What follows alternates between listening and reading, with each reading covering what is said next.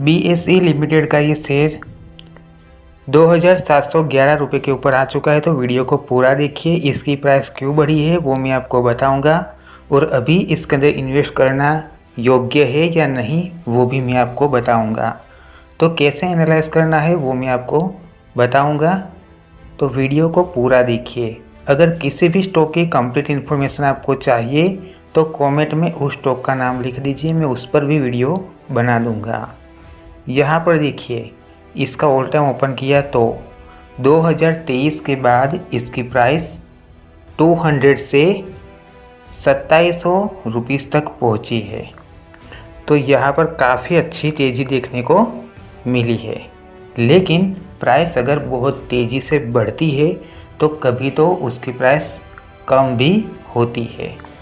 तो यहाँ पर क्या हुआ है, प्राइस सीधी बढ़ चुकी है बहुत ज़्यादा, 2000 से 2700 तक बहुत कम समय में ये प्राइस बढ़ी है। तो यहाँ पर अभी इन्वेस्ट करना कंप्लीट नहीं है, क्योंकि भागते हुए स्टॉक के अंदर जाकर इन्वेस्ट करोगे, उसकी प्राइस पहले से ही बढ़ चुकी है। तो जैसे ही बाय करोगे हो सकता है आपको लॉस दिखाई, आपके पोर्टफोलियो में ये स्टॉक आपको लॉस में दिखे, तो यहाँ पर एक रिस्क बढ़ जाता है। दूसरी बात मैं आपको बता देता हूँ, इसका वॉल्यूम कंप्लीट है। अब इसका फंडामेंटल को देखें तो इसकी 1 लाख करोड़ इसकी मार्केट कैप है। तो ये लार्ज कैप कंपनी है।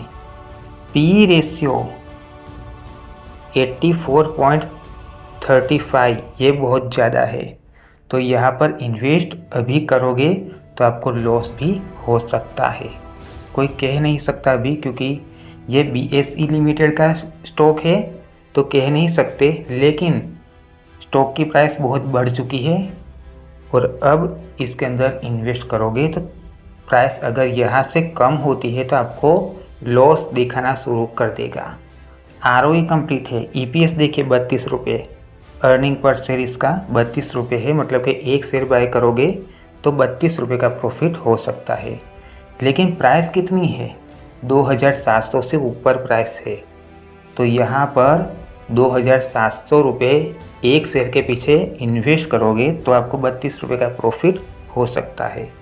तो यहाँ पर फंडामेंटल अब कंप्लीट नहीं है। एक साल पहले इन्वेस्ट करते तो बात अलग थी।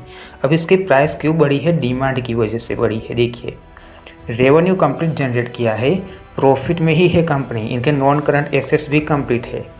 लेकिन यहाँ पर प्रमोटर्स नहीं है, इनको प्रमोटर्स की ज़रूरत नहीं है, ये BSE लिमिटेड का स्टॉक है इसलिए।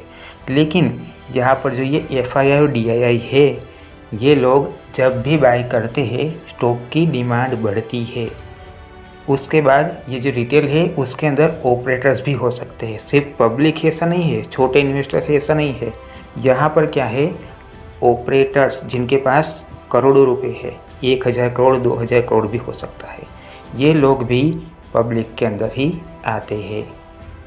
और ये FII फॉरेन इन्वेस्टर्स, और ये म्यूचुअल फंड, ये भी म्यूचुअल फंड और FII का यहाँ पर इन्वेस्टमेंट है, DII का भी यहाँ पर इन्वेस्टमेंट है। देखिए, तो इनकी वजह से स्टॉक की प्राइस तो बढ़ेगी ही। इसके कारण यहाँ पर देखिए, पिछले 1-2 साल से यहाँ पर म्यूचुअल फंड की देखिए है इन्वेस्टमेंट, इतना ही नहीं, FII का देखिए 14%, और अब देखिए FII का 21%, मतलब कि बाय सेल तो हो रहा है। इसके कारण ये प्राइस बढ़ गई है और ऐसे ही बढ़ती भी रहेगी। लेकिन जब FII DII अपना पैसा निकालेंगे उस वक्त इसकी प्राइस 2000 से भी नीचे आ सकती है। तो यहाँ पर रिस्क है, क्योंकि बढ़ते हुए स्टॉक में कभी इन्वेस्ट नहीं करना, बढ़ते हुए स्टॉक के अंदर कभी भी इन्वेस्ट नहीं करना चाहिए। फिर भी अगर इन्वेस्टमेंट करना है तो अपने रिस्क पर कर सकते हैं। ये वीडियो एजुकेशन पर्पस के लिए थी, मैंने आपको सिखाया कैसे एनालाइज करना है, और जो सही इन्फॉर्मेशन थी वो मैंने आपको बताई है।